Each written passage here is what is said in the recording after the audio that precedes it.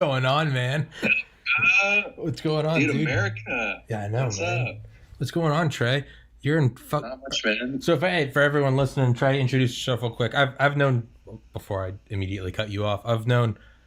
Well, I went to high school with you, but I remember as far back as like middle school playing you guys in basketball. So I've known you for fucking ever. And yeah, I saw that you lived in Hawaii and were producing dope music, and I was like, fuck yeah, I need to have Trey on. And you were like, yeah, man, I'll do it. I was like, fuck yeah. So yeah, Yeah, man. introduce yourself, man. Yes, I am Trey.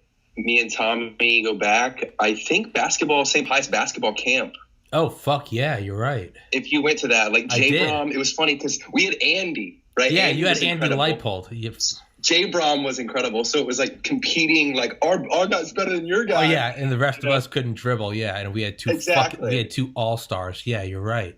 Do you remember Pat Thompson was Um, there? Yeah, Pat Thompson was really fat then. Remember they used to call him oh, Shaq? dude, I didn't remember his name, but he definitely had a fat kid nickname. I remember that. Yeah, no, because I remember because his nickname was Shaq because his older brother was at Pi. That Yeah, was it. Shaq. his older Oh, I brother. thought you said Jack. Yeah, No, Shaq. no, Shaq. Because his older brother was at Pius and was like one of like the cool basketball players. So he got all this like, because we were in like fifth grade. So this was like 2001, 2002.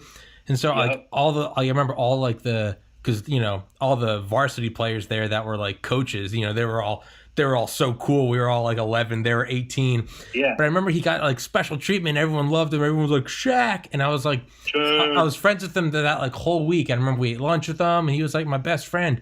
And then like I didn't see him again. And it wasn't until like senior year at Pius. He was like, yeah, man, like they used to call me Shaq. I was like, that was you? Like I didn't know it Because he was. lost so much weight. Well, because I didn't know it was him. So I had been friends with Pat for like 4 years at Pius, never once knowing that he was Shaq. Yeah.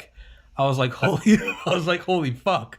But yeah, so that's how That, long we've that was known each one other. thing, just as a side tangent, that I was like not worried about, but that we already have like bust this cherry within like 2 minutes, right? Is like using real people's names. Like we have so many names between us. Oh yeah, you know? yeah, man. So It's I was thinking maybe first names only, yeah, or like yeah. I don't know. I'm trying to I'm stay a little that. Did worried I about say that. Pat? Well, I don't know. His name's so generic. I think you could slip away. Yeah, stick it with Yeah. I don't know first names or we can do that. That's what I normally do. Um, I just figured his name's so fucking generic that it's But that's funny, and I remember. I think didn't he have like a birthmark that yeah, like massive. he has like a massive birthmark that people like said was a nipple or something. Like I'm trying to remember specific stories about it. Like it really was like a thing. Yeah, yeah. You could be like a legend. Do you remember what was his name? There was a black kid with glasses, and Hot he had sauce. the weirdest name, like Decar. No, it or was like something. I thought it was like Denelli or something. Was Dude, the there kid was his so many nickname was characters. his nickname was Hot Sauce? Do you remember him? Maybe that's where I met. I mean, that's where I met like Ben and like Ryan Batchelor. Like, so you Yeah. meet so many people at the Pius basketball camp. It Well, was so funny. that's where I met everyone. I mean, rest in peace, Matty Daniker. I mean, that's I was literally thinking. Yeah, that's what I was thinking of him. I was like, God, I've known him for literally like basketball camp. I remember Matty Daniker. I was like, because I remember he was this giant kid, and I was like, oh fuck, he's gonna dominate. And then he like sucked, and I was so happy that like I could cover Matty. But yeah, man, Matty, Elliott, Taylor. That's where I met all the IHM kids, all the St. John Newman kids. Yeah, yeah, man, that was fucking crazy. Yeah, so that's how long. Holy shit. So that's the origin story. And we should say that we were locker mates we all were. through high school. Oh yeah. Right. So Oh yeah. Oh fuck. What was our? Yeah. It was you, me. It was Emma. It was Emma, Cece. me, you. Yep. Cece And was I was- always right there. But Yeah, I was trying to think of like all the homeroom stories and like where all the homerooms Yeah. were. And then I know like you left for a time, but I thought Yeah, I remembered you being by me every time. So like you junior didn't leave year. long enough to not have a locker. I was gone. I moved to Maine our junior year, and then we moved back.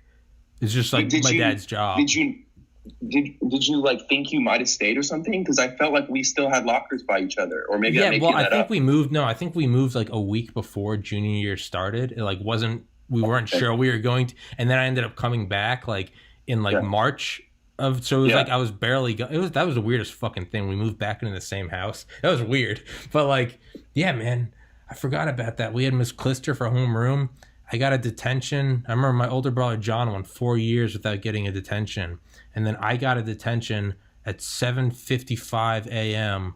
on the first day of Pius. So I got a detention 5 minutes before my high school career even started. Yeah. I remember I was like trying not to cry because I was like, my hair was too long. It was because they gave me, I was like, fuck. But yeah, dude.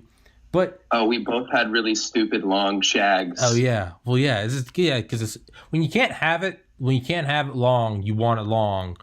And like the second I think I was at Valdosta for maybe like 2 months, and I got it this length, and it's been that length since. Like it's just like the second no longer has to be. But that's true. Yeah, dude. So how the fuck did you? Because unless people went to Pius or lived in Atlanta, no one has any idea what we're talking about. So how did you fucking end up in Paradise? Should I show my Paradise view? Yes, you should, dude. Should I tease? Jesus, dude. Fucking. For everyone listening, Trey is showing me his view of goddamn Hawaii out of his window. Where is it? Honolulu? Hilo? Yep. Honolulu. You got the Waikiki area. You can see the blue water is looking nice. I probably wouldn't have done it if it wasn't such a nice day today. But fuck you, dude. I'm like no bullshit. I know it's always like, well, I want to move to Hawaii. I literally remember getting into meditation at Pius, like getting really into meditation like junior year. I remember that was like. And I was like, oh, this is just like smoking pot. Because I was like, I was like, this is so cool. I can get like fucked up naturally. That's how I looked at meditation. And I vividly, I was like 17. I remember sitting on a futon, like meditating. And it just dawned on me. I was like, man, I want to live in Hawaii. And like, it's like a generic, like, yeah, I want to live in Hawaii and, want to have a Lamborghini. Who doesn't? But like, I remember even in college, I was like, dude, I want to live in Hawaii. And I like looked at colleges out there and like too expensive. When I was applying to medical school from UGA, the first one I looked at was Hawaii, but like they didn't have a hospital to train from, and people like you couldn't get into residency from there. So I was like, fuck. So yeah, dude, I've been like, it's been like a tease in my mind for over a decade where I'm just like, I just want to, because I don't know. I just look at it as, especially after I did psychedelics for the first time, dude. I was just like, life is so short. I was like, why would I not go like live it out in paradise?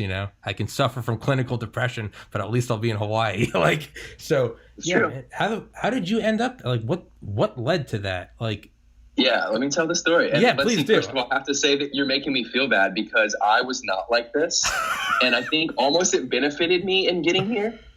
So I'll come to that part of the story. Not that I don't love it, but like I was just sort of like, man, I got to go somewhere, So let's see, where would I start the story? I guess I would say I went to Wake Forest, right? I had this weird mental track. I knew even before you said that, I was like, Tommy, Valdosta. Like for some reason, feel like I know Valdosta, where everyone went to college in school. And then just right away, I would argue in some sense this is a mistake, right? Like, in Georgia, we had the Hope Scholarship. Mm-hmm. So if you have good grades, right, you can go to one of the Georgia schools essentially for free. Mm. So I could have gone to UGA or Georgia Tech for free. I ended up doing math. So, of course, Georgia Tech would have been perfect. But just because it was so close to home, like my mom could have like came see me and it was just, it was familiar and it seemed really nerdy. I was like, man, I don't want to go there. So I went to Wake Forest. Luckily, like Zach Elstad, one of my best friends went there. So I don't like regret going there per se, but just in terms of the story, the reason why I'm mentioning this is because it was expensive as hell and I'm not getting the scholarships that I would have gotten, right? So I racked up something like $60,000 in debt by the time I graduate, right? So I'm like, fuck, what do I do? So I go home after I graduate. I take a year off. I live at home with my dad for a year, and it's cool, like having the year off. It's actually also connecting. You mentioned that I was making some music. This is when a time when I really started digging into it deep because you got nothing else to do. You're just sitting at home, like whatever, like fucking around.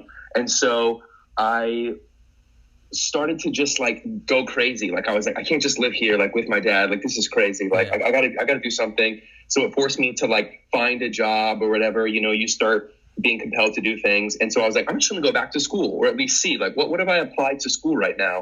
And so I applied to a bunch of schools. And the only one that gave me like a full ride, right? So this is a good tip out there, you kids listening in America. If you want to go to school or if you don't know what you want to do for a job, but you have like a lane in some sort of, especially STEM, science, technology, engineering, math, they just essentially pay you to go to school. I mean, it's slave wages, but you can find a school that will essentially waive your tuition for working through the school. So that's what happened. I got into Florida State University, you know, full ride in some sense. If you're a TA there, I was actually admitted into the PhD program. Probably shouldn't have been, probably wasn't ready for it. I get over there. And then immediately, like, it's just like not exactly what I expected. It's where the level that I was at from college, because math in general, I was kind of just choosing it because everything else seemed boring. It wasn't like I was like highly into math and was like, I'm going to study math in college, and then like was really focused on it. And then now I'm ready for grad school. It was more just, you know, a big party, run away from an elaborate run away from home. That's the way I think of it. Like run away from home, dress it up, girls, dress it up. You know, you're learning some stuff, but there's girls and there's parties and there's no parents. And like, that's really what college is for a lot of people. So my math, even though I was good at math, just relatively speaking, I was not good enough. I was like so far away from where I was supposed to be. So it was immediately just very difficult. And I essentially like failed out of the PhD program. I didn't fail. I never failed any classes. But if you want to get a PhD, you have to what's called qualify.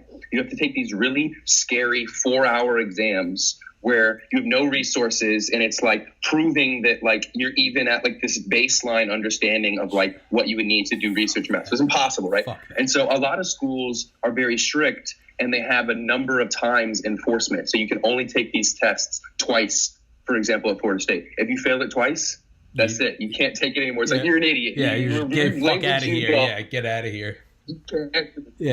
And so an alternative would be at Florida State, there was like different channels. There was like pure math, applied math, financial math, and each channel had its own qualifying exams. And I was in the applied math one. That was the only one that I cared to be interested in, sort of computers and physics and things like this. And once I failed, I passed half of them. So you have to, there's like 4 little exams you have to pass. I passed 2 of them. The other 2 I couldn't pass. Took them twice, failed them twice. And I would have had to have switched lanes. Like that's what most people did whenever they failed. They were just like, oh, well, then I'll do financial math. And then that gives you the option of taking a different test. But I was like, fuck that. I'm not doing that. I'm not switching just because I was taking it like I don't know, just mad. I'm doing this. So whatever. I end up with a master's degree. It just gets cut short, right? All of a sudden, right, you have like 5 months notice. Like, okay, you're not going to be here for 5 years. You're going to be here for 2 years. Here's your master's degree. And like, get the fuck out, basically. So I'm just like, oh shit. Like, fuck, what am I got do? it. Okay. So, and then again, this whole time I haven't even really been committed. Like I should have been focused on rapping, which is like what I am doing for fun now. And just like, I think I wrote like something crazy. Like in the 2 years that I was there, when I was supposed to be like becoming a doctor of math, I wrote like 25 really good songs or something. So I was like, and then I started doing like freestyle Fridays where you would go to the library and all these like cool kids would gather around and you would like freestyle and stuff. So I was just as much focused on this like side hobby. And I was like recording some music. I was like trying to get in the local scene. So point being, like I wasn't really taking it seriously, and I already wasn't at the level I should have been. So it's not a surprise that I didn't succeed. I applied to 40 jobs, like with like a month left on my lease, right? Literally 40 fucking jobs. I think I heard back from, you know, more than one, but in terms of like actually potentially getting them, fucking 3. 3 jobs out of 40. One was like something to do with business in Atlanta. It had something to do with like, not sales, but some sort of analytics for a company. I can't even remember. That was like the lowest on my list. I was happy that it would be going home, but I was like, that job sounds terrible. Another job I got was, or at least made it to like the last round of interviews, was like a position in Chicago where I would have been sort of like a app developer. So because of the math I was studying, I was using programming languages and things like this. So they basically take on a bunch of people who know that they can teach to code but don't already know, so that they can pay you cheaper, right? And they train you. You would go to like a boot camp in Chicago, like something crazy, like 8 weeks or something. And then once you are through, then you get a nice paying job, like doing this, some sort of, you know, app software type thing. But then they can kind of send you to wherever they want. So they have different hubs. So you're in Chicago for a while, but then they can relocate you. And then the last one that I got, I was about to go to this job. I was like days away from packing up my shit, driving my car to Chicago. the last one I got, and it was one of the first ones I applied to and I completely forgot about, was for a math teacher in Hawaii. And so I really think that because I wasn't like you, because I didn't care so much, I was kind of like, oh yeah, like the whole time I was just like so skeptical and like I was like, just you know what I mean? Like, yeah, no, don't try. It's like dating. You weren't giving a fuck, and so you got a text back. Like, I got a text back, and I was like, oh yeah, I guess so. And so the whole thing from Jump Street, where I literally applied to that and forgot about it, all the way through the final interview, I just kept on being so comfortable just and like not weird because I didn't even know that I wanted it. I mean, it was just going to be, one good thing was it was going to be doing math that I had been practicing. So it was the most sort of connected to what I had just gotten my degree in. But that was also sort of a bad thing in my mind. I was like, I don't know. Yeah. And it paid almost the same as the software type position. That one had a built-in pay grade, so in that sense, it wasn't going to be as much. But at least for the first year, it was only off by like $1,000 or so. And I made it to the final round. And you do the scary Skype interview like this, where you're looking at all the people who work there, and they're asking you questions about math, and you're like looking down and kind of like trying to tell them what you would say or how you would solve it. And like I said, I think a big part of it was not caring or just not being afraid. And and then they just call me back like, yeah, you got it. And I was like, what? I was so shocked. Like I said, I was days away from driving to Chicago. So then I was in this weird position, like, fuck, I have to decide quick. And then luckily, one thing that helped me decide, besides like, I mean, I'd never been to Hawaii. I'd never been west of like Colorado. Yeah. And then I was starting to be like, this could be pretty cool. The Chicago one got pushed back. So I would have had to have like found a place to live or whatever. Like it was still in my lap in some sense, but they moved it back like by 3 weeks or something. And so I would have had like some dead time. Yeah. So I was like, fuck, well, guess I'm fucking going to Hawaii. And then it just started this crazy. And I feel like from that moment, I really haven't even been like in control of my own destiny. I've just been surfing a wave of math in Hawaii. And so I go to Hawaii. I teach, so I go to Kauai. I don't know if you know anything about the geography of Hawaii. So there's like all the different islands, right? Like I think, 7 islands, main ones. There's lots of small ones. Kauai is sort of the most, not the most, but the most famous. It's farthest west, and it's sort of like the beautiful one that people talk about. It has like the rainforests and stuff. And so they have only one community college. There's no like, they have one of like everything, right? There's like one mall. There's like one Burger King, you know what I mean? There's 2 Burger Kings. One Walmart, one Home Depot, one of everything. It's like one of those places. Yeah. And I go to teach there at the community college. I taught there for 2 years. I really liked it. 2 of the biggest drawbacks were there were other math people there that had PhDs, for example. And I really feel like I had no way to like combat anything they said ever. Not only were they older, they've been working there longer. Just kind of had to bend over. Yeah, even if they weren't your boss, like I didn't like the exact way. Like right away, I got in trouble for like teaching some certain way, and they wanted me to do it their way. And probably they were right, honestly. Yeah. But just in general, the vibe and all the meetings, the annoying meetings about how you're supposed to do something, like it was just that. And it was my first real job, so I probably had maybe even more negative feelings towards it than I would have now. But I was like, you know what? I don't think this is what I want to do permanently. And so after 2 years, when the time came up to maybe reapply, I was like, I'm going to try to go back to school again. Right. So after teaching math, teaching math, I was liking it more, and I was learning more. Like I finally felt like I was at where I should have been when I was going to grad school the first time. I was like, oh, like I kind of understand calculus perfectly now, like how I was supposed to, like when I was like 19, but now I'm like 25 or something. Yeah. And I started like teaching myself, like just in my room for fun. And that's how you're like crazy and like it might actually work if you're just doing like pages and pages of like math problems for fun. Yeah. Just because you want to learn math, right? So I did that, and I didn't want my GRE scores to expire from the first time around. So from the time I applied to Florida State, you take the GRE, which is like the SAT for grad school, and they expire after 5 years. So if I hadn't have applied, the good scores I had would have expired. And Kauai is so small, you can't even take the GRE on Kauai. If you want to take it, you got to fly here to Oahu. And I was like mad when I found that out. I was like, what? Like, you have like a community college with a testing center, and you don't want to like help people like better themselves and get off this island, you know? Like, this is crazy. So I was like, I got to apply. My scores are going to expire. I probably won't be able to beat these scores easily, and they're going to go away. I might as well try. I applied to the University of Hawaii first, of course, because I was like, I'm a teacher. I already got a foot in the door. Yeah. Like, they're going to love that I'm trying to go back to the grad school. And sure enough, I was right. And I got in. And so I came to school on Oahu now. So now I'm in the big city, that was another part. I was like, I like the big city. You have the option now. I can still go to the mountains, still go to the beach, but I can go to like a concert or like, a big mall and see people. So that's the story. That's where I'm at. Jesus fuck, dude. That's so badass. Yeah, I love the idea of just like slowly like, just kind of like let go a little more and see where it takes you. It's, dude, it's mine's not nearly as like illustrious as that. I got into medical school out of UGA in Miami, but like my final month of college, I was actually living with Benji and Pat, Shaq, and I was and it was like an extra semester, taking the MCAT that summer, 2013, aced it, got into med school in Miami, and was like, cool. University of Miami? Yeah. And I was like, that's a good school, man. That's where my cousin went to med school. Yeah, dude, I was psyched. I interviewed there, Tulane, and in LA at the Keck School of Medicine. Didn't get into those two, but got into Miami, and I was like, oh, cool, fuck yeah.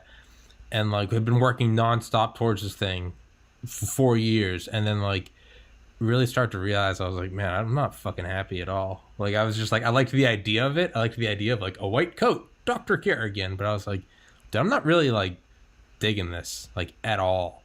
And I was like, fuck, man, I don't know what I want to do. And so like the day after I graduated, I went and took some mushrooms with Benji in the woods, and like had never done them before, and was like, what? So we like went up into like North Georgia and like tripped. It was like December, and we were like sitting in like a field, and I was just like, man, I know what I want. I was like, I just want to be happy. That's what I want. Because like living in like the frat house 3 years prior in Valdosta, remember I got way too high my first night of my sophomore year, and I was like, I want to be a doctor. And I was just like super high, and was like, saw this thing on the horizon, and was like, that's 3 years away. I can do it. I've thrown away 1 year of bad grades, but I was like, I can do it if I put my mind to it. And like a psychopath, put my mind to it. 3 years later, got in. But so here I was. It was like December 2013, and I was like, it was like deja vu. But this time it was on shrooms instead of pot, and I was like, I just want to be happy. But I didn't know what shape that was. And so it wasn't even like, I want to be a doctor. I was like, I just want to be happy. I don't know what that entails. And I was like, well, the first step is to like not go to medical school. So I was like, all right, I'm not going to do that. So I like sent him like a thanks, but no thanks. And was like all full of like energy, was like, fuck yeah, like new lease on life, like 23, like I got into medical school, I can do anything. And like a couple months after that, oldest sibling committed suicide, and was like, fuck. And then for like two years, when I just like gained 70 pounds, got fat as fuck, dude. Dude, if you see a picture of me in like 2016, I looked like Jack Black. Long, greasy hair, hilarious. Fat as fuck, and was like, got incredibly depressed. It was on doing a lot of substances, and was like, dude, I need to move home. Like I felt suicidal. So my parents live in Maryland, so I moved here in 2016. And the first step was like just like got like a therapist and got like just kind of got my life back on track, but was still like, I don't want to go to med school. I want to like do something cool. So it was like writing, and then I tried like comedy, and I was trying all these things, and the entire time had been like making memes on a shitty iPhone 4, and like with the same like psychopathic dedication I used to get into med school, I just kept editing. Finally, I got so good, like someone was like, hey man, we do like some commissioned work. So I started making like commissioned art pieces on like an iPad. Didn't know shit. Was using like a free app from the like photo. It's like there's like 5 buttons on it. Like I'd never used Photoshop. I was just making weird shit.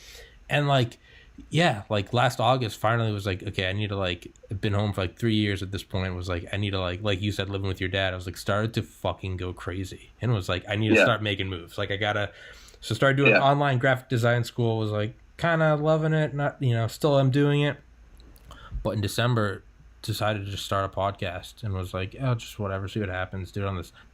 Primarily, I was like, I just want like a social life because everyone I've ever known lives in Atlanta and I'm 600 miles away. So I was like, more than anything, this is just an excuse for a social life. And I started doing it, and people kind of started saying like, hey man, like it's interesting, I like listening. So I was like, all right, fuck. Like, I got on some interesting people. I got on like a kid that survived the school shooting. That was crazy. Had on like a dude from Israel who's in the special forces there, and he had to wear like a baklava because he wasn't allowed to show his face. And so I just kept doing these like weird. I got a guy from Delta Force, and I was like, oh, I'm kind of enjoying this. And then I put it on some app, and they started paying me like a penny a view, and I was like, so I was never really gunning for it. But it was kind of like what you said. I was just like, well, hold on. Again, maybe. Psychopathic view. I was like, penny a view. What if I just started getting a ton of views? And so that's kind of where I am right now. I'm doing online graphic design school, but I'm trying to make this podcast work. So I'm like trying to like tweak it about, and was just But very similar to what you said is like I've kind of just let go of it more, and I'm just like, it's gonna go wherever it goes. And the end story isn't nearly as sexy as living in Hawaii and rapping. It's no, I feel like honestly, I had to secretly Google illustrious while you were talking because I was like, well, he says this isn't illustrious, like this mushroom inspired journey he's on. But I said illustrious. Apparently means respected. So I was like, okay, maybe he's right. Maybe it isn't illustrious. But I said illustrious. Yeah, I certainly didn't mean it because I didn't know it meant that. I thought illustrious meant like beautiful or like illustrated. I was thinking it just meant like nice or like cool or like inspiring. Like so I was like, this is a great story. I thought it was like somehow. Oh, I thought it was like flowery and like pretty, like illustrious. Well, I don't know. That's what I thought. That's why I was saying like this doesn't make sense. This is a cool story. Like starting with a mushroom trip in the mountains. Like this is awesome. Any story that starts with a mushroom trip in the mountains. I was like, well, what the fuck is this dipshit saying? Yeah, man. And it was just. I mean, I obviously left out some maybe some more, substance or depressed. I left out some details that might have even been closer. Our stories are very close, Yes, and so would you say that you have like this passion project on the side that maybe could flower into something, this podcast, but then you kind of have like your plan? My plan is like graphic design. And your family asked you or something? Yeah. No, well, yeah, everyone's like, you should go back to med school. And finally, I was like, no. And finally, last August, I was like, I saw a Robin Williams quote, and he was like, my dad told me, like, that's awesome. You should get into acting. He's like, just make sure you have a backup plan, like welding. And so he's like, I learned welding just in case. So finally, it was August, and my dad was like, I know you want to like do your thing, but he's like, you gotta have a plan. And I was like, right, okay, like I enjoy graphic design. Like I like making weird, fucked up shit, like naked chicks, like dancing with pharaohs, like smoking crack, just weird fucking shit. And like, I was like, okay, I'll go to graphic design school. Like it's not teaching me anything on how to design. It's more so like just get a degree so I can say I got the degree. But like, yeah. And on the side was like this little podcast thing. It was just kind of like, I don't know. Yeah, it's kind of flowering. And I was like, I've been trying to like get something monetized, be it graphic design, like designing t-shirts, writing for 4 years. And I've just been like, easier to get into med school than make money. That's what I found. It's easier to get into med school than it is to make money off something you love. So I have an insane respect for people that create and make money from that. But yeah, finally I was like, if I can get this like monetized, and everything I looked up, it was like, well, getting like YouTube or your podcast monetized isn't enough to live off of. And I was like, fuck. But then I was looking up who was saying that, and there are all these people that are like married with kids. I don't have any debt. I don't have a girlfriend. I don't have a pet. I don't have kids. Yeah. I have like a Honda Civic full of my belongings, and that's it. I was like, dude, I just want to get like a 1-bedroom apartment. I was like, this could absolutely work. So yeah, man. And I'm just kind of drawn to people that are fucking just winging it and doing unconventional shit. And like, saw your songs. Which by the way, I fucking love, dude. I've listened to it like 1,000 times. Body Unbelievable. Oh, that's great. Dude. I legitimately fucking love that. Like, not just being nice. Like, legitimately. I mean, whether or not it sucked, I was going to say it was great because I was like, I didn't want to like, make you feel bad.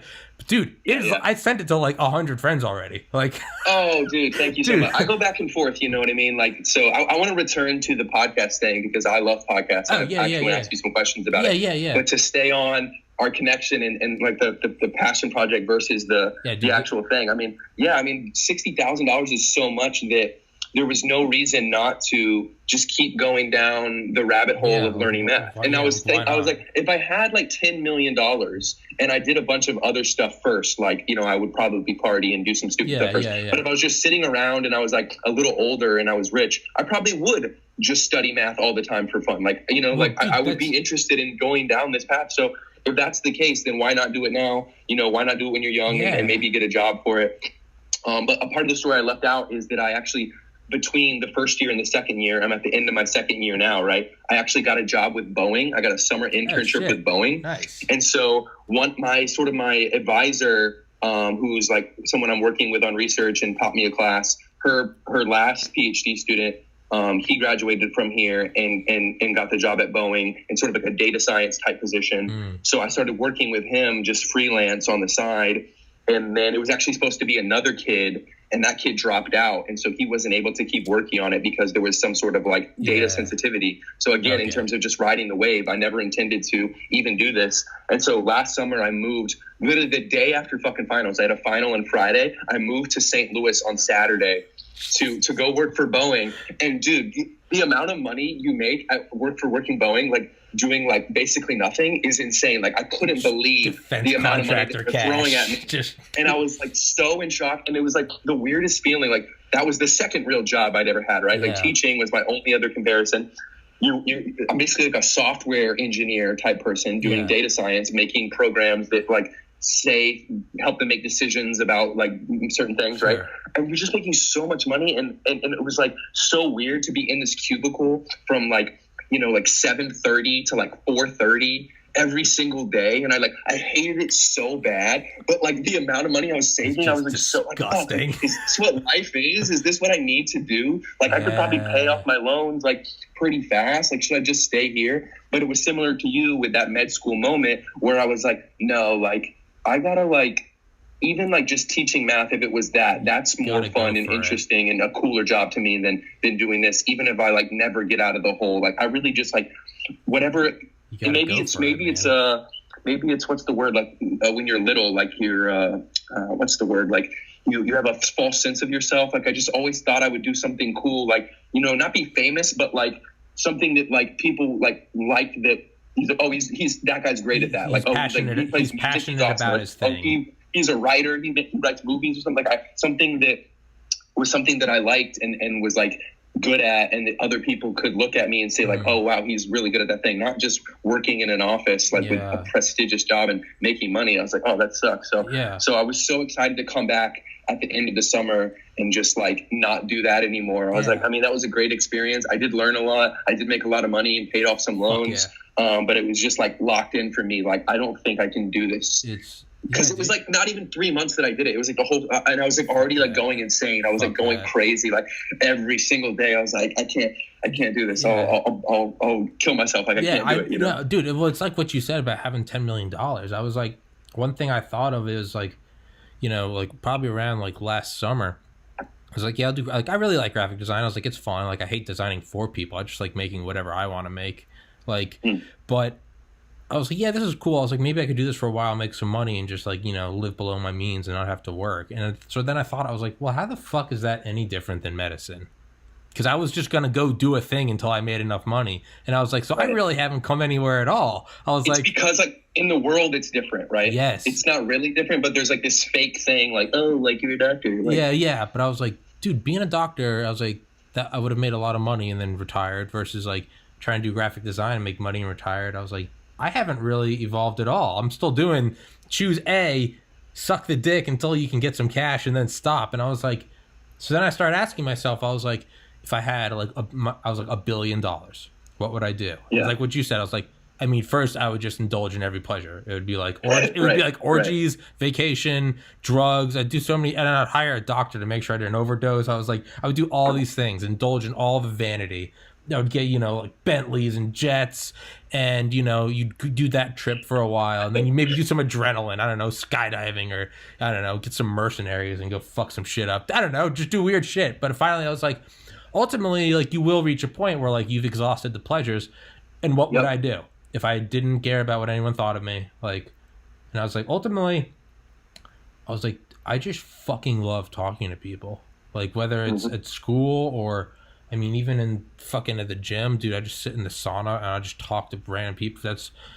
I'm pretty sure that's how I got into med school. Because everyone else that was there was all the other kids in my interview class. They were all from like Harvard, Yale, Stanford. And then he was like, the dean was like, you know, it was like Harvard, Yale, Harvard, Georgia. And I was like, go Dogs. Like, but I talked to the guy and like, I remember him saying, he was like, that was a fantastic talk. And I've always liked talking to people and was just like, why don't you, how about I just cut out the middleman? Like what you said with math. I was like, why don't I just start doing what I like now?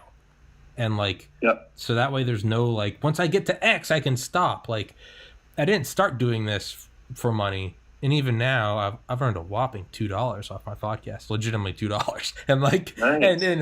and I was like, I just like talking to people. Like when I see something like, oh, there's my buddy Trey and he lives in Hawaii and he raps, like I want to talk to him. Like whether or not I had a YouTube channel that I was uploading this to, I would still do this. I wouldn't be a creep and like record it, but I would just, I would still do it. Or like I had on a guy who was in, Delta Force, literally worked for the CIA. Like he worked for the CIA Special Activities Division. I don't know if you ever played any of the Black Ops Modern Warfare.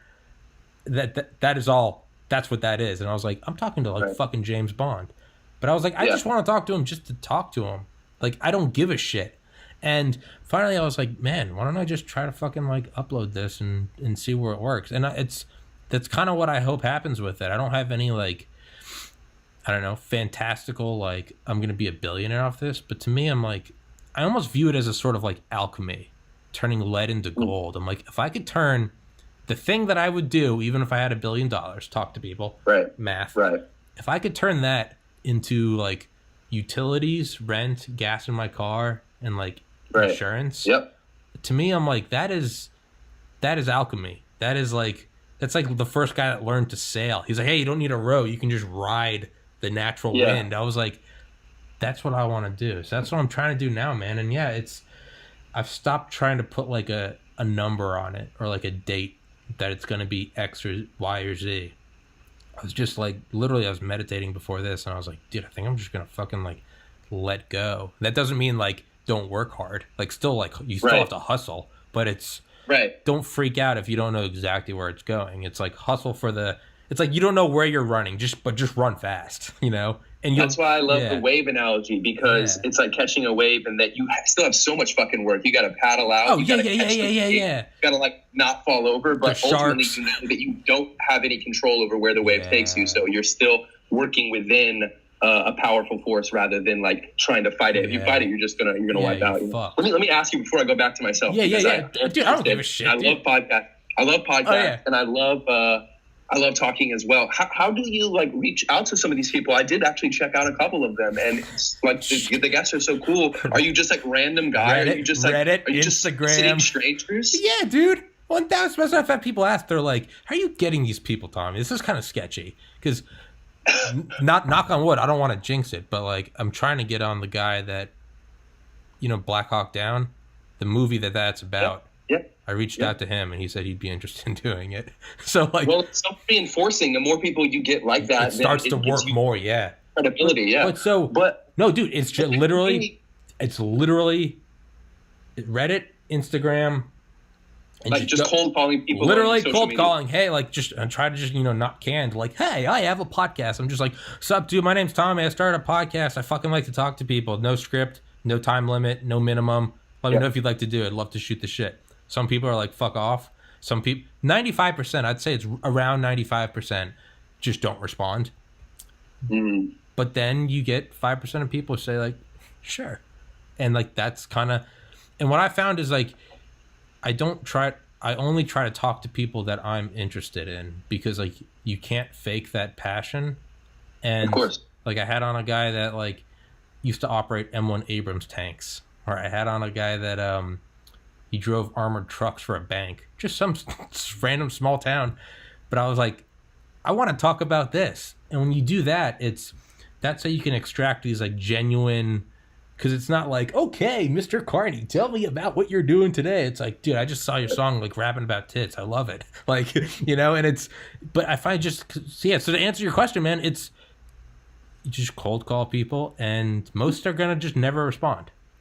Do you think that podcasts are big enough is to part of why they are excited to do it? Because I'm trying to put myself, I always try to think of like link them other the channel. people's point of views. I link them the channel, and I always say, hey, right, like this isn't like a, you know, this is good for you. You're going to get exposure. I'm like, dude, I have like 200 subscribers. This isn't, you're not getting anything. I'm very open about that. I'm like, you're not getting, and some people do ask. I've tried to get on authors before, and it's like, yeah, I'd love to. Can you send me?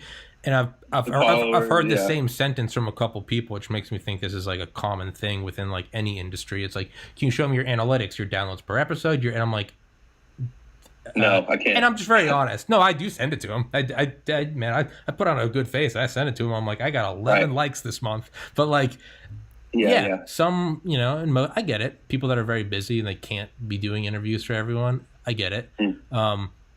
But some just say like, yeah. Some just say like, yeah, I like the passion. Sure, why not?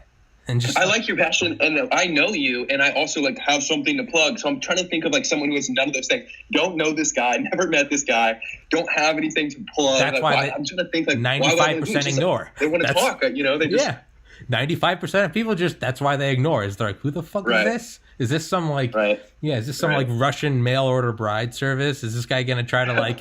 And now I need you to donate. Nope, dude. There's no. You know, it's like that's what I tell people, and you know. Some people, cool, they're just like, yeah, I'd like to, you know, plug. I'm like, dude, plug away. Not much to plug to, but I'm like, dude, fucking go for it. On that note, plug your thing because I'm about to go take a piss. But, yeah, I'll be right back. So, what's up, everybody? Yes, I make music, as Tommy had briefly mentioned, specifically hip-hop. So you can find me on Instagram. It's Major Third Hip Hop. That's third like the number, so 3RD, MAJOR 3RD, hip hop, all one word. And you can check my YouTube is also Major Third Hip Hop.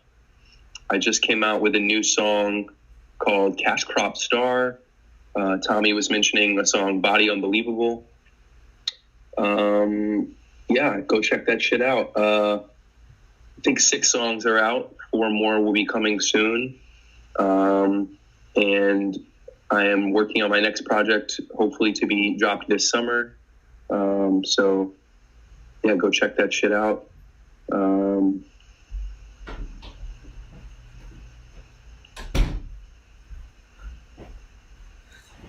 Oh, man, that was great. I only had like 10 more seconds of awkward silence before I did something crazy. Okay. Yeah. No. Normally I stop recording and I tell people I gotta piss, but I was like, I think Trey can fill the gap. I don't give a shit. Plus, I can fill the gap. I did my shitty plug. I can just edit it out. It doesn't matter.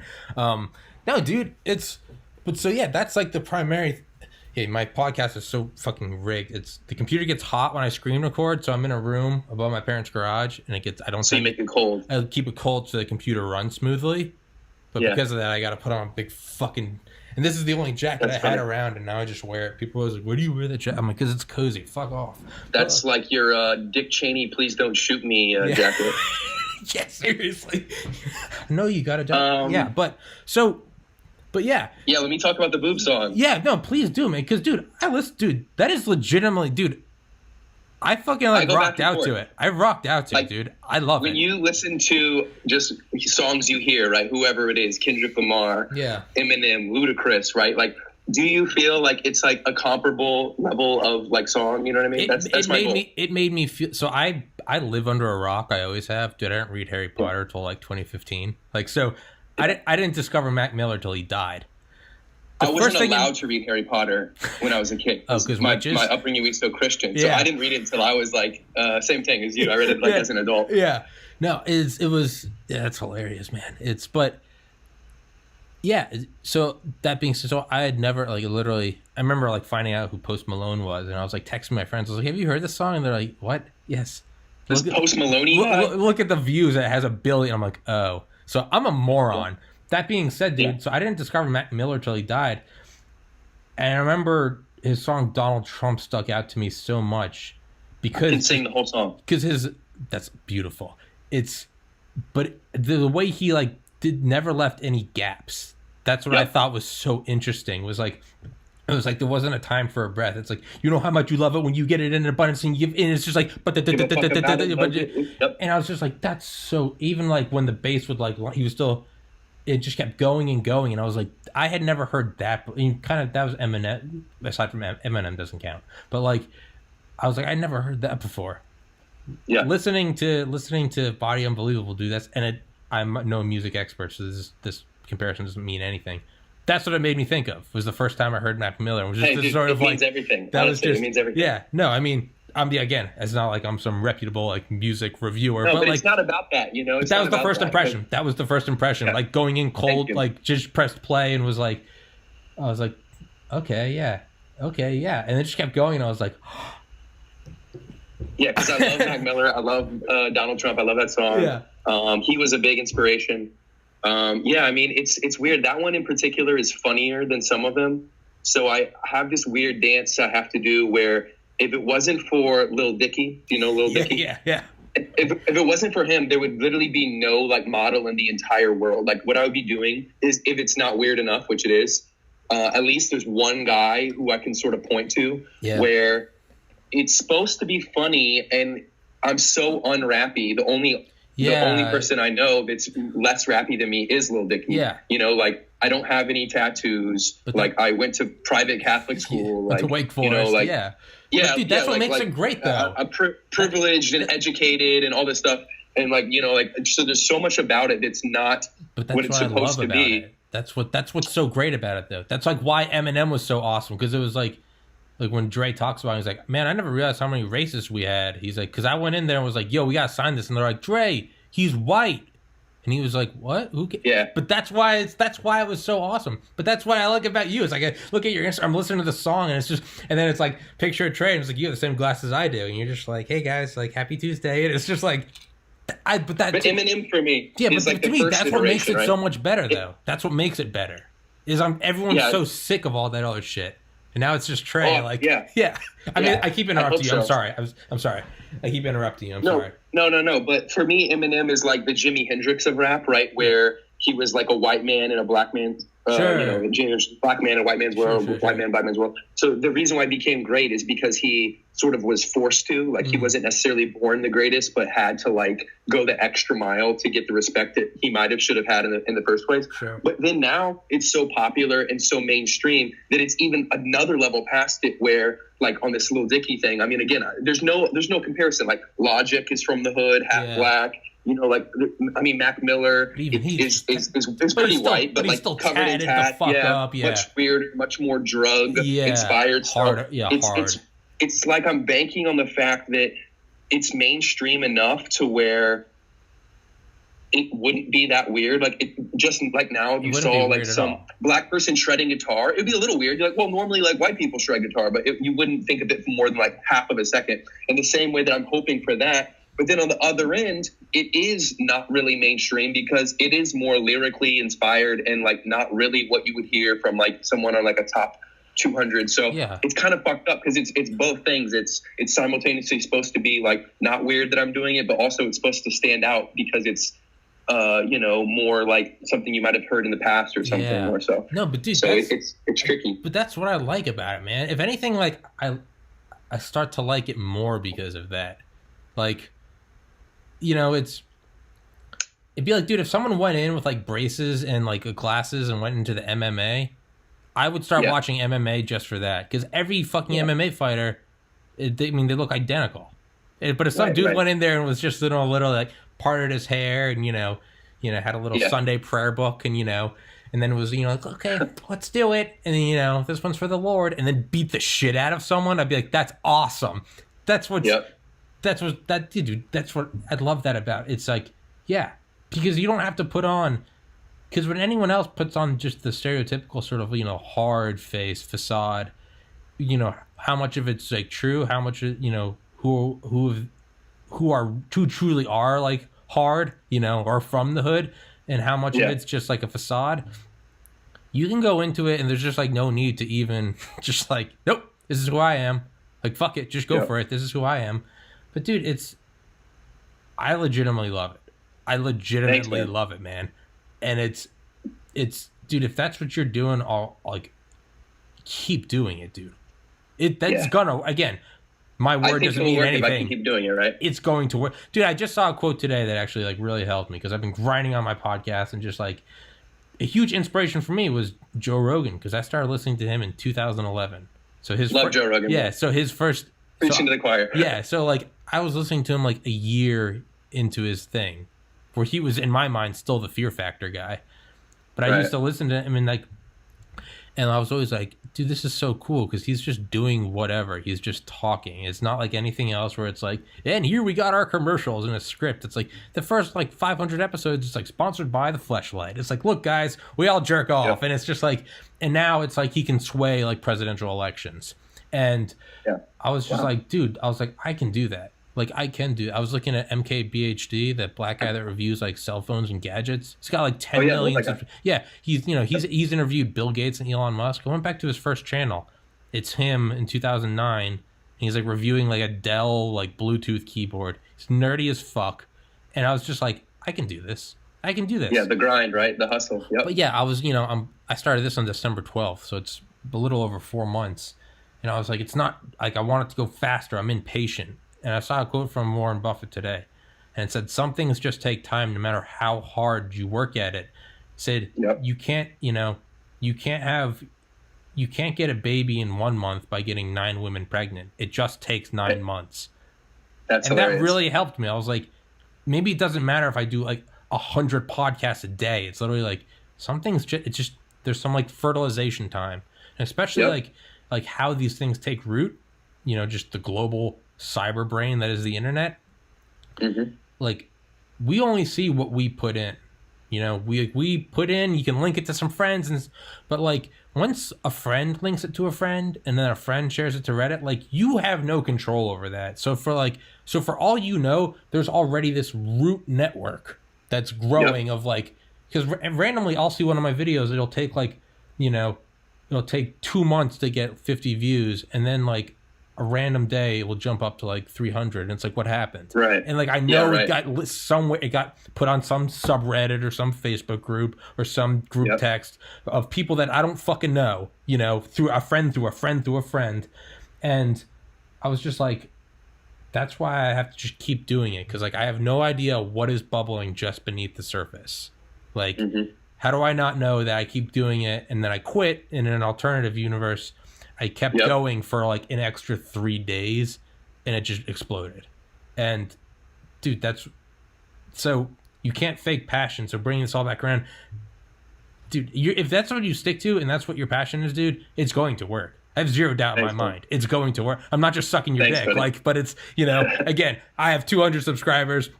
You're writing music. It's like 2 people who have 0 followings, like jerking each other off. You're the best. No, you're the best. But like, no, but it's real that anyone would say that, and that is a hilarious Warren Buffett quote, and I think it's true, and I think you do have a passion for it. And I like the hustle. I respect the hustle. Dude. I mean, you got a fucking orange sweatshirt on over there. Look at that. Like you're going to links over there. Yeah, man.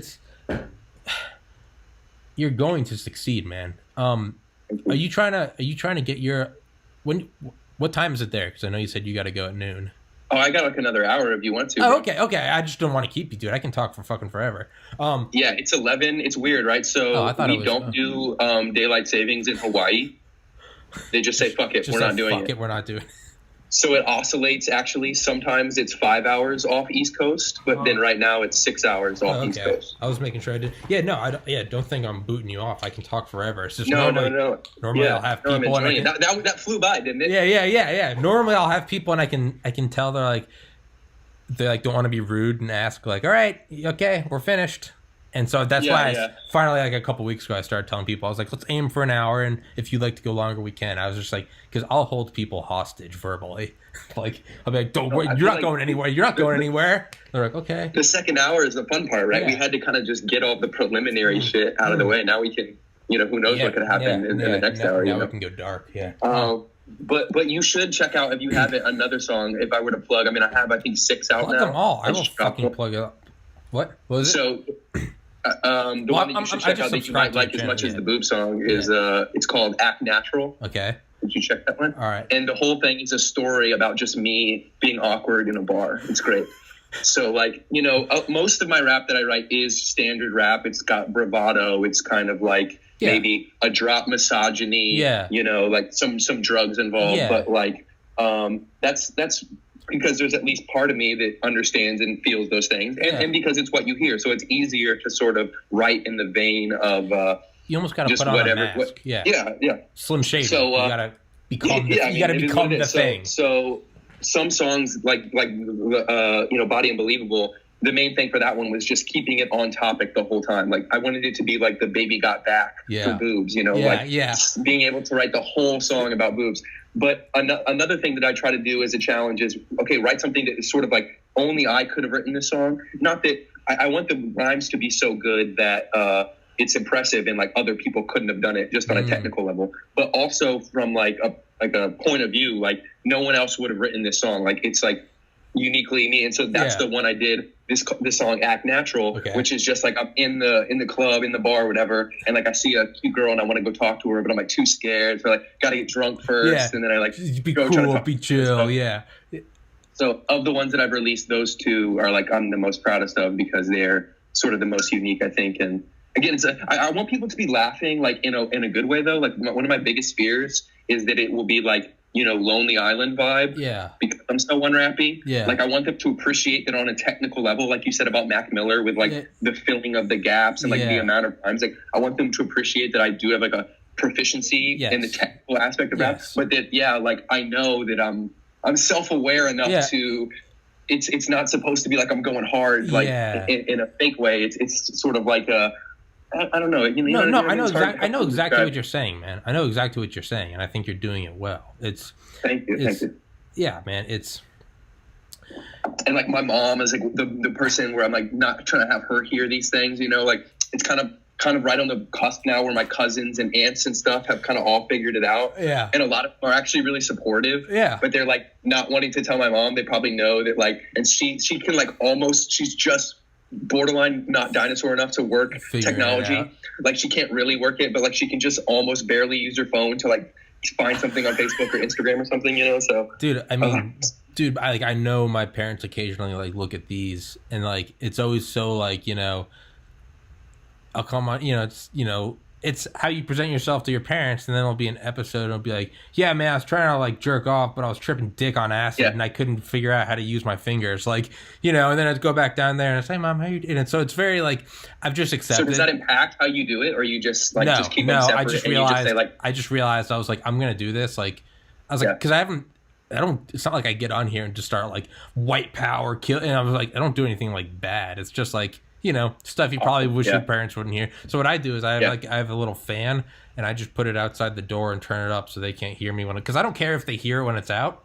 I couldn't do it if I knew they were right there. So I just put on like white noise so I can talk freely. That's how I feel. Yeah, it's like a good problem to have if it becomes a problem. It's like if it's becoming so big that they're worried about the things you're saying to the world. They're like, well, that means it's kind of working, right? So like I always say that it's a good problem to have. Yeah, exactly. Yeah, man. It's have you sent your shit to anyone?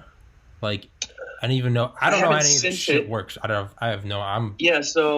So to paint that story, so I mean the actual story of the Hawaii, all that, it's just the through line in the background of like what I kind of maybe thought I could do the whole time. And if there's a reason why I wasn't succeeding, it might have been in terms of allocating time. But it's like you with med school or something, right? Like if you're just committing all of your time and you're not 100% certain. So a big part of the math thing, I do really like it, but it's not like my favorite thing. Like if I had like list of jobs, I would pick like more jobs like comedian or like screenwriter or like just writer in general probably, or like a musician or like rapper. Like, so like it would be in the top 10 or so, but it wouldn't be like top 5 probably. So all the songs now you hear are remixes. So they're all existing beats, right? So like Body Unbelievable was a B.O.B. song called Headbands, which I actually really like. I think 2 Chainz is on it. It's actually a really fun song too, if you want to check the original song out. The one that I just pitched to you, Act Natural, is that Havana song, that famous Camilla. Yeah. I can't even remember her last name, Cabanella or something. Everyone knows that song, right? Havana, na na. Yeah, you know one, right? Yeah. So like right now I've just been stealing beats and writing remixes, and all my songs are like that. So that's kind of like where you start, but you can't monetize going that route, right? So it's sort of just to try to build a fan base and to like establish that like I'm not a complete joke with this. It's like a real thing. Like I can actually rap. And then I'm hoping this summer to work with a guy who recorded all these songs. He also makes beats. I'm hoping to work with him. Henry with a 3. Shout out Henry with a 3. Shout out Henry. And then he'll hopefully like mix and master the songs and have made the beats originally as well. And then once it's actual original content, then I could start monetizing. Again, not that that's the goal or anything, no, but it's reality. It's like the next step. It's the gradual next step is to be able to show someone a song. It's reality, like that. Dude. It's there's nothing wrong with that. Like I always say, like I absolutely love doing the podcast, but I don't make two bones about it. Like fuck yeah, I'm trying to monetize this thing. I'm 29. I mean, if you can, right? My parents it's like something you want to do, you would do it. But if it's going to work, then like, what? I'm not going to stop it. Yeah, exactly. It's like, dude, I'm 29. You know, my parents' patience with me can only last so long. Like, fuck yeah, I'm trying to get this monetized. Like, that's not to say like I only have guests because I'm like, well, I focus group these guests and maybe I could get some more money. Like, no, like I would like to do this. Like I said, I would like to do this to be able to like buy groceries from Costco and like have a 1-bedroom apartment. Like, fuck yeah, I'm going to try to. Why wouldn't I? But yeah, man, I fucking love it. Like, I know I'm just jerking you off here, but like, dude, it feels good. It feels good. Keep going. Credit the balls. Yeah. You know what? Funny thing about Joe Rogan though, while I'm thinking about that, and like wasting time. And the funny thing about wasting time, usually though, when you're doing a podcast or listening to a podcast, you're doing something else. Yeah. Even a psycho where I will put it on 1.5 speed. But having said that, I did listen to 900 Joe Rogans in a row. Meaning I started when he dropped about 360. Okay. Someone showed it to me when I was like, I think in the year off between college, Pat showed it to me. He's like, there's like this thing called podcast that you probably love, right? I was like, what?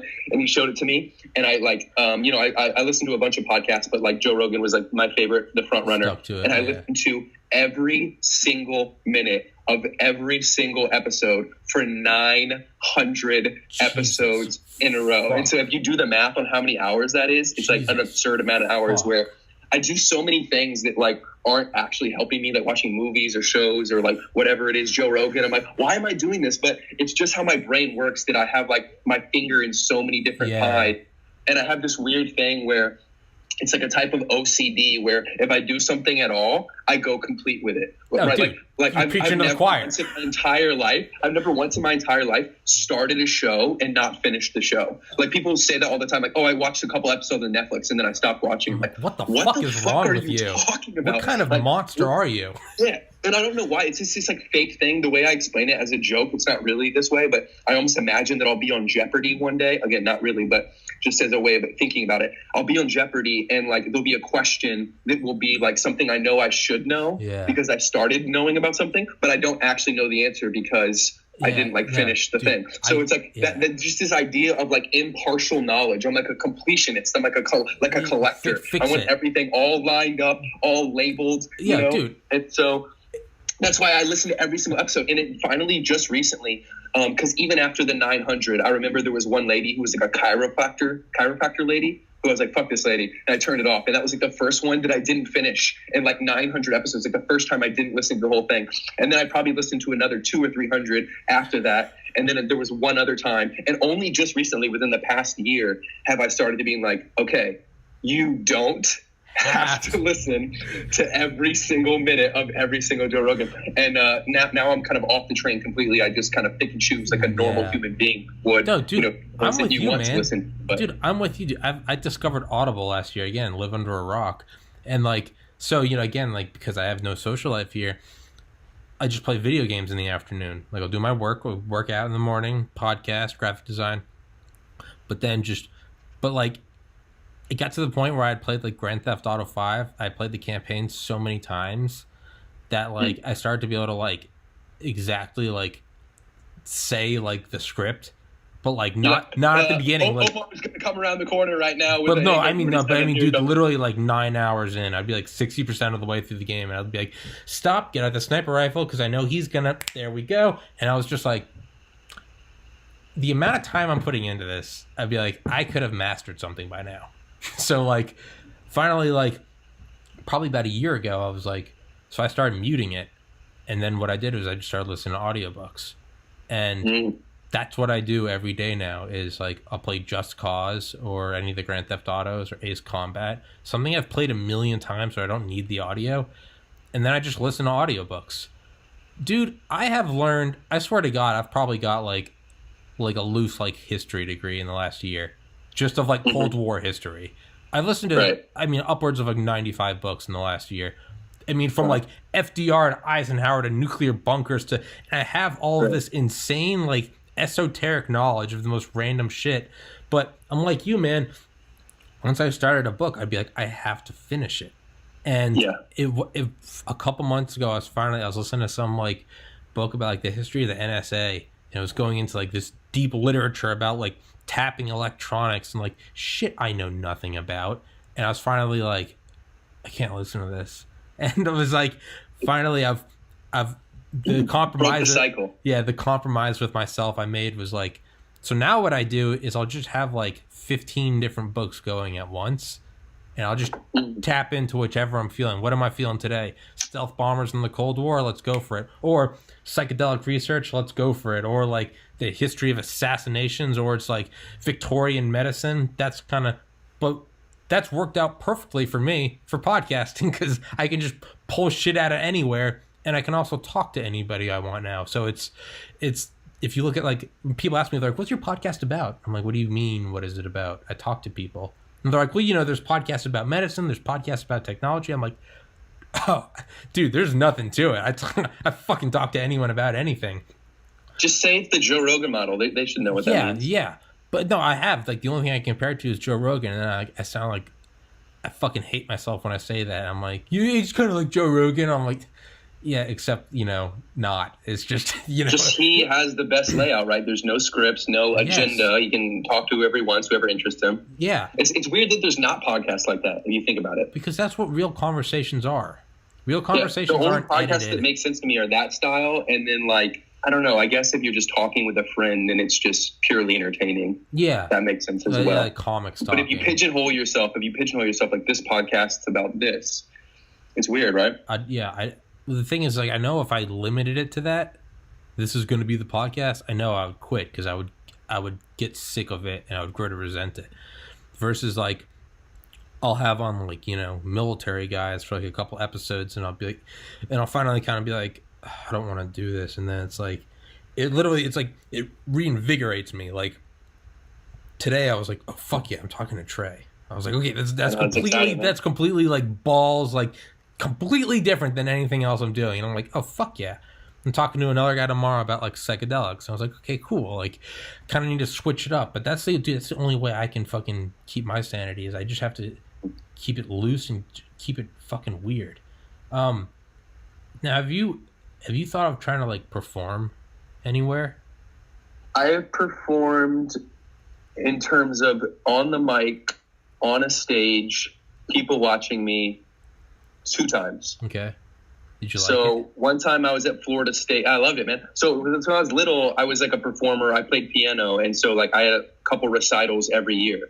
So every year you are in a big church playing on the piano in front of all your family and friends and all the other students' family and friends. I actually played in Mass at Pius. I don't know if you remember that. Me and my sister played at least once. I used to play at my church. So I've been performing in front of people like my whole life. So that part of it, I love that part isn't even a thing for me. It doesn't even, I mean, of course you get a little nervous, but it doesn't really add like a fear to it. Like I will practice beforehand and prepare. And same with teaching, right? When you get up in front of a classroom and you get ready to teach something, you know, you're like, oh, am I going to look stupid? So that part being taken care of is a huge advantage. If it ever comes to that, if I ever get to be performing more, where that part really doesn't even faze me. So in Florida State, right before I left, like I said, I started doing the ciphers and the Freestyle Fridays. And that was a big thing for me where it turned around because I had been spending so much time not on math, and I'd just been doing that like on the side. Like I said, I think I wrote 25 songs in like 2 years. Maybe that doesn't sound like a lot, but to me they're like polished songs, not just like rough songs. Like the Body Unbelievable song I think I wrote in that time, you know. And then being able to go to a freestyle and like, you know, a bunch of cool black kids and like make them be like a little bit like this, and then make them be like, oh shit, white boy, like freaking out. So like that was kind of like the first time I felt like I was being validated. Because when I'd shown people in the past, like friends and stuff, I think they were like a little weirded out. Like, I don't think I was that good at rapping either. Like, I was better at writing at first, and I was kind of like standoffish, like they weren't saying that it was better. But then I one day finally saw a video of me. Like, I recorded a video on Facebook, and I was like terrible at rapping. So I was like, oh, no wonder they weren't nice about it. Like, I sucked. Yeah. So I just thought I was really good because I could look and see that the poetry of the rhymes was good, but I wasn't good at rapping yet. So by going to this Freestyle Fridays a lot, I think I got better. And then I kind of got connected with like a startup record company in Tallahassee, which is where Florida State is. Cat Family Records. Shout out Cat Family Records. Every time I shout something out. Cat Family Records, and they were nice enough to help me record some stuff. My first like mixtape. Oh shit, my AirPods are gonna die here. I wonder if I charge them. Do you think it would be better to go? I don't give a fuck. Do whatever you want. I could charge them one at a time and alternate ears. I'm I've worried about the done levels that. I've done that. If I just drop the. I don't think it. Are you asking for me? It changes no quality on my end. I don't give a fuck. Okay. You can do whatever you want. I just don't know like what would be better. I should just take them out. But do whatever you want, dude. I don't give a shit. Yeah. You good? Oh. All right. Hold on. Okay. Can you hear me still? Yeah. Okay. Yeah. Can you hear me? I just want to switch over. Yeah. I like using them, but they're doing that annoying sound like we're about to die. Yeah. Where was I? So Cat Family Records, Tallahassee. So they helped me record some stuff, and they put a show together where I got up and performed, and I performed the songs that I had recorded with them. And I mean, it went really well. Like, I didn't feel like I messed up, and I was comfortable on stage and everything. And people came up to me that I didn't know and were like, that was really cool. So that was my first time performing.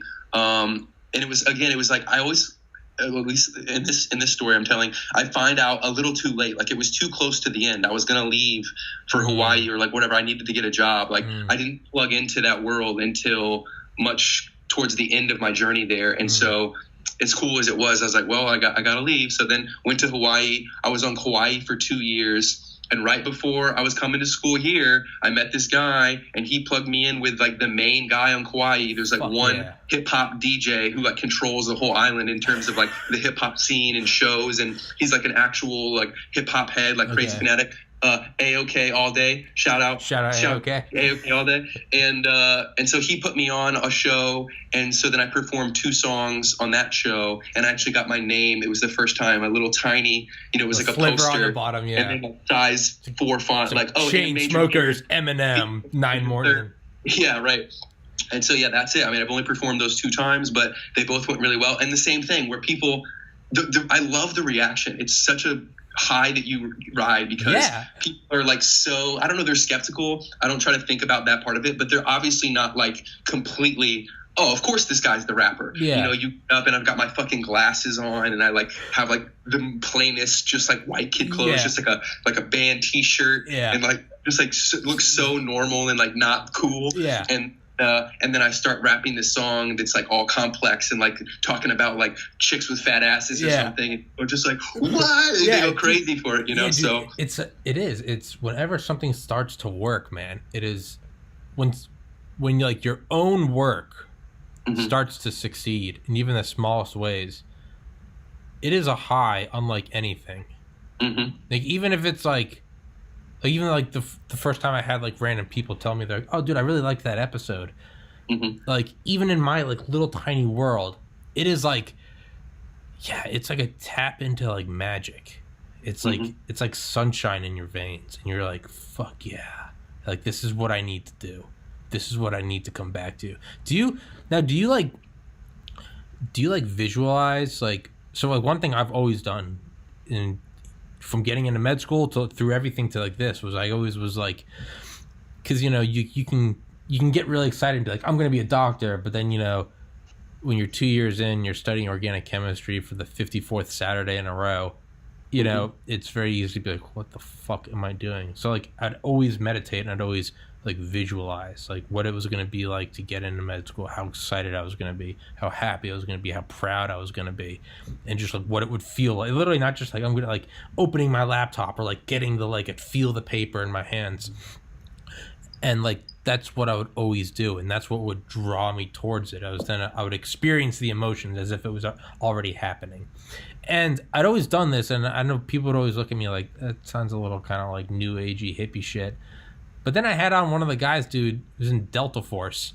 Yeah. And he was like, and he's like the hardest motherfucker on earth. Literally, right. Like undercover black ops, like sniping people, knifing people, fucking bleeding them out in their hands, like, shh, you know. And I was like, Jason Bourne shit. Literally, and I was like, dude, Dale Comstock. I was like, Dale, who has a PhD. And I was like, Dale, how did you get to that level? I think he's the youngest guy ever to get in a Delta Force, age 23. Like, and he was like, oh man, it's all about visualization. And I was like, what? And I was like, you expect this from like a long hair kind of hippie, like you got to visualize it, right. You got to feel the energy. But it's Dale who's got a horseshoe mustache and is bald and looks like he could kill you, probably could kill you with a pencil. And he was like, man, it's all about visualization. You got to close your eyes and meditate. He's like, that's the only way I got through like Delta Force selection. And I was like, what the fuck? And so to me, that has like legitimized it, because I'm like, here's this dude who is hard as fuck. And he's like, that's how I like got through like rigorous training. That's how I became like a CIA mercenary. It was like, I'd visualize it and how badly I wanted it. And so that's really cool. Yeah, it shed a whole new light. People who are successful do talk about that a lot of times. Yeah. My counter would be like, because Joe Rogan, maybe you've heard him talk about this, I've heard him talk about this, is that like the reason why that's a weird thing to preach is because then what about the people who do visualize and then it doesn't work for them? Well, yeah, right? No, like, and I'm with you. No, so it's just a part of it. Well, it's what Dale said. And he'll be the first to say, be like, visualization is important. He goes, but that's not all of it. That's not even half of it. He goes, you can visualize all day long. He's like, if you're a fat, lazy motherfucker, nothing's going to happen. He's like, visualization is what takes the people who are already working harder than 99.9%. He says, Dale goes, I believe it helps them get past that. So he's like, it's no, it's like who has a better free throw. It's like you already have to get to the NBA. Right. It's within that game of inches. So that's what he's done. So I've heard Rogan talk about it. He's like, you hear all these, like Angelina Jolie's like, oh, I visualize my success. He's like, bitch, no, you're gorgeous. That's what it is. You were born with a perfect bone structure. So no, it is by no means like what's going to get you there. I find for me, it's like what keeps me going of like against my own self that's going to quit. That's what I was at. Yeah.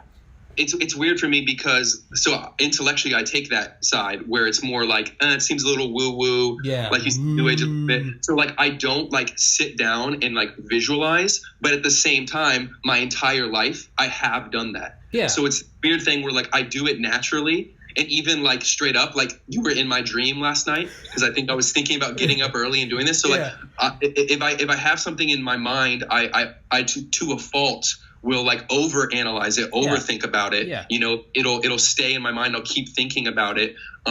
So I think I do visualization naturally, but for some reason, if you ask me about it, not you personally, but like if someone asked me about it, I wouldn't actually like vouch for it or say that like it's a technique I use, even though it is a technique I use. It's just not a technique in that I like sit down and try to do it. I think that if anyone is doing anything and you're taking it seriously, probably it should just be something that's happening naturally. And for me, of course you visualize. It's like, of course you visualize. So that's kind of how I feel about it. No, I never try to visualize. No. I mean, I don't sit down. I'm like, and today we're going to visualize our goals. Well, for me, they do it as like the secret, like the secret. No, you're just a dumbass. Like for me, it was like, it's when I'm obsessed with something so much, I start to almost involuntarily visualize it. Exactly. And so what I do is I sort of like, we were talking about like the high of when it's working.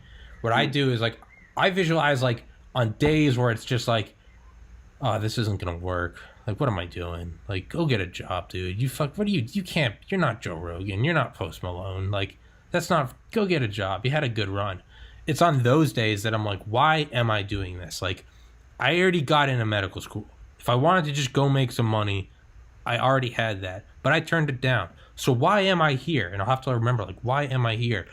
And I'll be like close my eyes and just kind of like, come on, like, why? And I'll be like, that feeling of like, I don't have to go to work. Instead, like, I'm talking to like so-and-so today. And like, oh, I love getting into conversations. Like, and so, I love uploading it and I love seeing it work and I love getting, and I'm like, That's what I want. So that's what I mean. I don't mean like sit down and like, put on my, like, get out my energy crystals and my essential oils and be like, today we are going to, no, fuck those retards. Like, instead it's like, you tap into that thing that like you feel, and it's just like, remember that. That's what it is for me. It's like, remember why you're chasing the dragon. And that's what Dale said too. He was like, yeah, no, don't.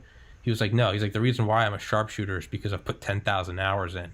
But he was like, it's on days where I'd be like exhausted, and it's on like day 195 of Delta training, and he'd be like, remember why I'm doing this. He'd be like, I don't want to just be like a grunt. He's like, I want to be like the elite. And so yeah, that's what I mean by like visualization, not in like the secret sort of way. Like, you just have to imagine it. Like, no, that doesn't work at all. For me, I find it helps on days where I forget like why I started, kind of thing. Like, and I don't want to knock it either. Maybe for people, like, maybe I just have that same brain that we were talking about as a joke, like the completionist, finish it brain. Like, I think I just do it naturally anyways. So that's why maybe I'm not as up on telling people that's what I do or what they should do. Maybe it's just because I have a crazy brain and do that automatically. Maybe if your brain isn't like that, then you should have a more focused effort to try to do it. But for me, it's just like I do it anyway, and it just. If I did it more, it would just drive me crazy. Like, I do it enough, I think. Become a chore, No, I'm with you. I didn't know what it was probably until like 4 or 5 months ago. My whole life, it was just always been. It was just always been this thing that I did. I didn't know it was visualization. I never even set out to do it.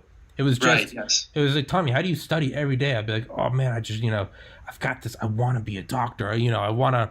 When I was like super shredded, it was like, how do you do it? So I'm like, dude, I love being cut. I love being in shape. It was never like, well, I visualize. And so when I say visualize, I've just like recently learned a term for it, but no, not in.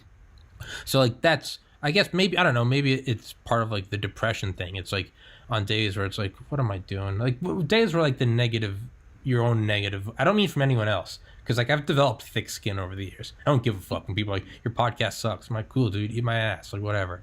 It's on the days where, like, myself, where it's like, dude, what the fuck am I doing? Like, what the fuck am I doing?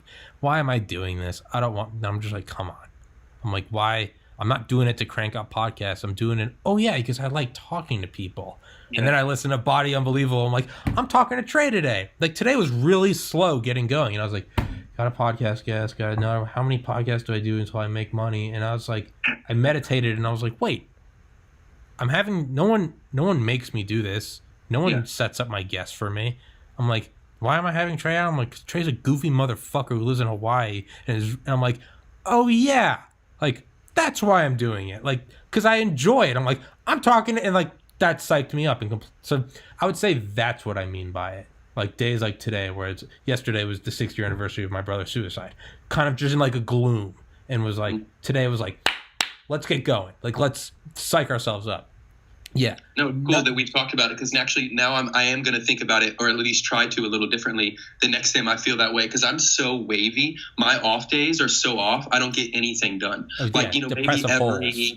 Maybe once a week or every 10 days or something, I have a day I just throw it away. Like, I literally just do nothing all day. And it's sort of like, I feel like I have to have that day so that then all of the other days are really good days. But I don't like having those days. So if there is a way where I can get myself out of it, or kind of like equalize the whole thing, I would be willing to do that. My fantasy about it is kind of like being a robot. I have this weird fantasy where I'm like either a monk or a robot. And I'm like very scheduled, like I get up and I do the workout, and then I like cook my meal. Like I want to live in this way, and I don't even think it would really make me happy, or it's so extreme in my head that I don't think it's possible. I know exactly what you're talking about, because I've had that. Just like, yes, I have this like perfect version of myself that like I don't even think is realistic. I'm like, that's the guy that gets up, works out every day, has 10 abs, like cranks out 2 podcasts a day, reads, meditates, is grateful for life, and it's just like, part of me thinks if I got into that point, like, I don't even know if it would be good. Right. Maybe, but I know what you said. Like, I literally think of it as like a monk. I'm in my own mountain retreat in my mind. Yeah. I'm like, I would just like lock the doors to my apartment. I'll come out when the podcast is working.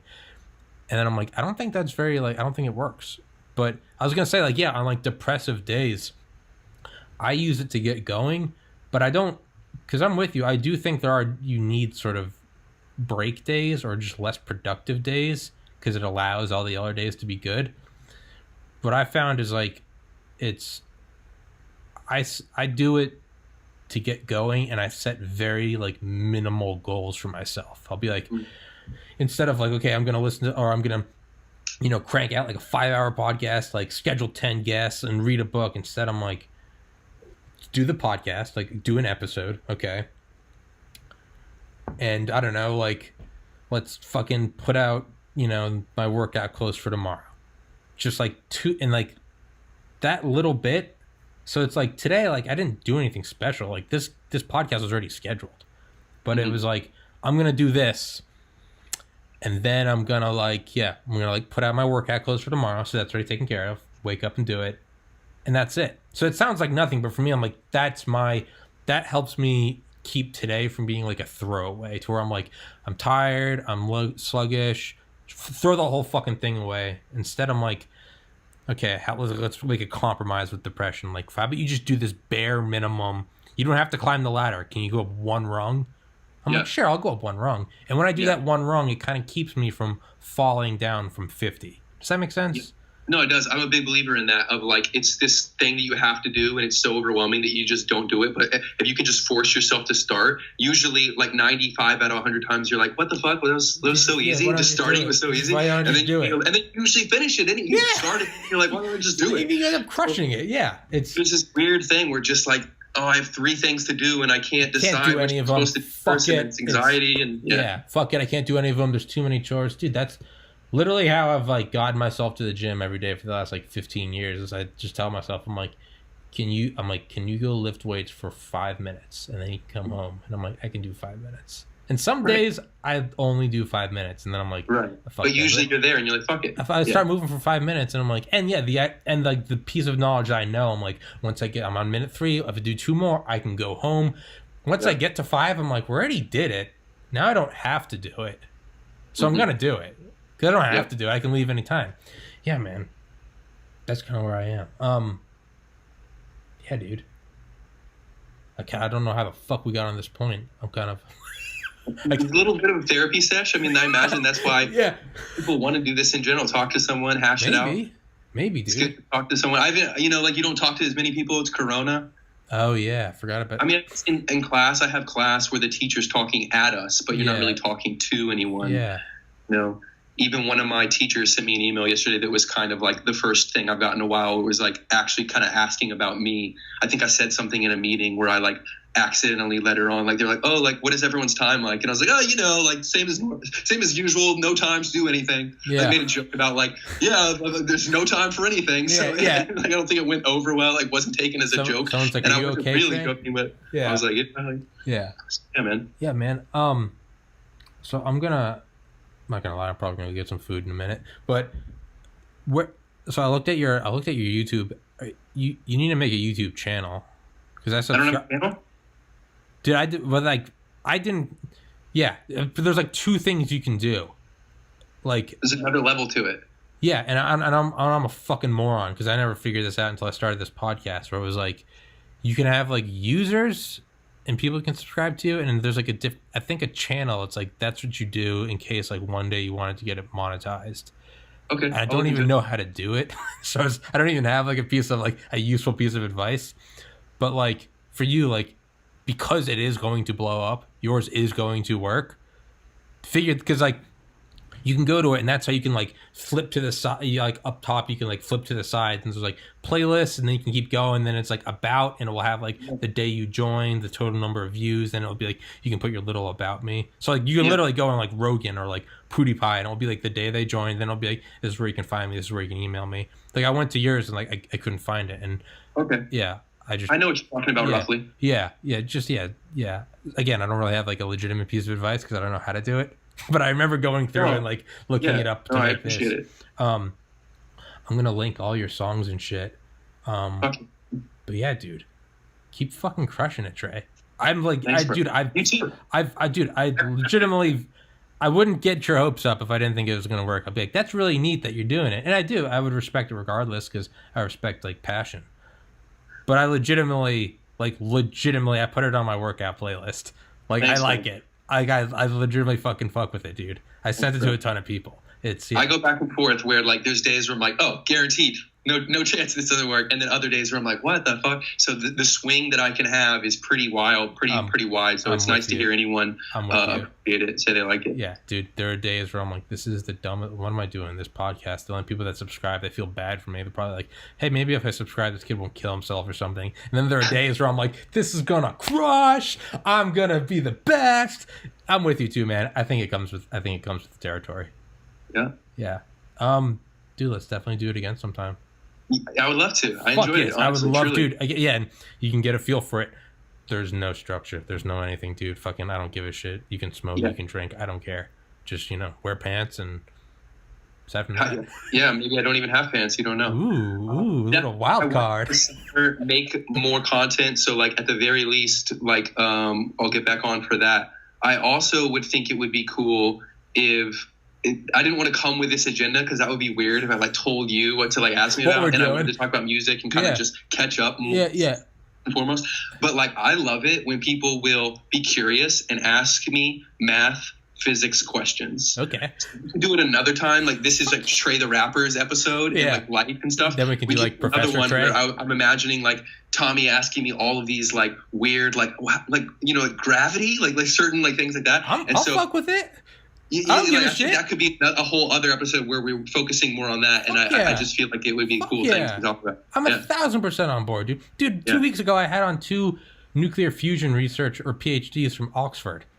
It was fucking awesome. I'm nowhere near that level. But no, like, I'm saying the same thing in terms of like interest. I don't know what the fuck they're talking about. They're talking about like nuclear like turbulence within nuclear fusion reactors and plasma physics and like inertial drive. I had no idea, but they were passionate about it. So I was like, fuck yeah, I'll throw you any question I can think of.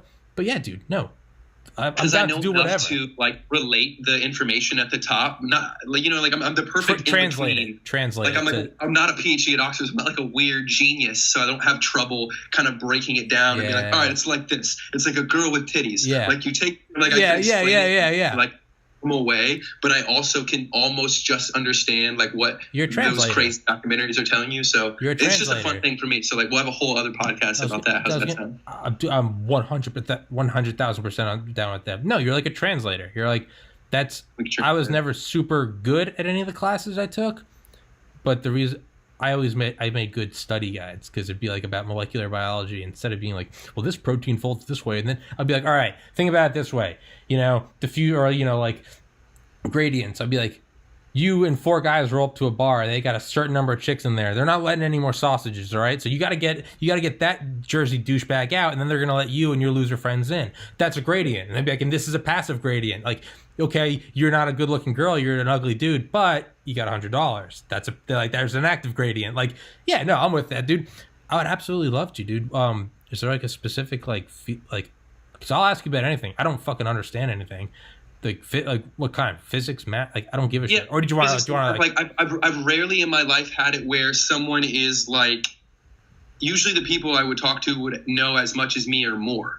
Right. So like you can talk about some of these physics, math things, but it's like, it's way more fun to ask someone who doesn't know as much, but is just still as interested. Yeah. I've literally only had it like maybe a few times in my life. Like I'm thinking back in college, one of my friend's girlfriends was like a little younger than us. And she was like trying to decide which major. And she was like really into physics. And we had this whole like 2-3 hour conversation. I just loved it because I was able to just like blow her mind with like all of these things that I had learned like about, relativity or like different things that are like truly real. Like this, we know in fact this is right, but it doesn't seem like it could be right because it's so counterintuitive.